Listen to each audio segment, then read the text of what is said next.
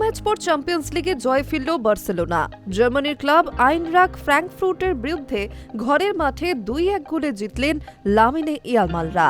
তবে স্ট্রাইকাররা নয়, স্পেনের ক্লাবকে জেতালো ডিফেন্ডার জুলস কুন্ডের মাথা। অ্যাসিস্টের নজির গড়লেন ইয়ামাল। অন্যদিকে ইন্টার মিলানের বিরুদ্ধে 1-0 গোলে জয় পেল লিভারপুলও।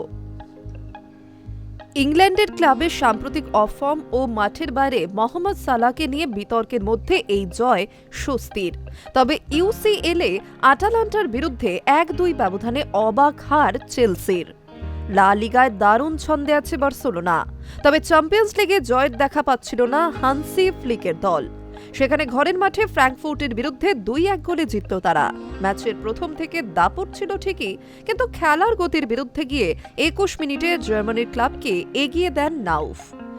প্রথমার্ধে আরও একাধিকবার ব্যবধান বাড়ানোর সুযোগ পেয়েছিল তারা, কিন্তু দ্বিতীয়ার্ধে 3 মিনিটের ব্যবধানে জয়ের জন্য প্রয়োজনীয় গোল তুলে নেয় বার্সা। দুটোই এলো জুলস কুন্ডের হেড থেকে। প্রথমটির অ্যাসিস্ট মার্কাস র্যাশফোর্ডের, দ্বিতীয়টি ইয়ামালের।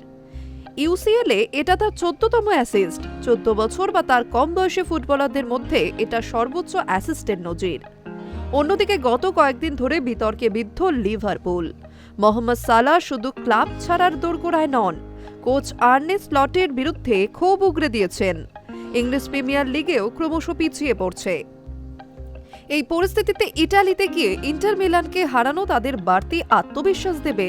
পেনাল্টি থেকে একমাত্র গোল করেন ডমিনিক সবোজলাই, যদিও অনেকের মতে সেটা পেনাল্টি না দিলেও চলত। ইউসিএল এর আরেকটি ম্যাচে চেলসি হেরে গেল ইটালির আরেক ক্লাব আটলান্টার বিরুদ্ধে। প্রথম জোয়ায় পেদ্রোর গোলে ব্লুসরা এগিয়ে গিয়েছিল, তবে দ্বিতীয়ার্ধে স্কামাকা ও ডে কেটেলারে আটলান্টাকে জিতিয়ে দেয়।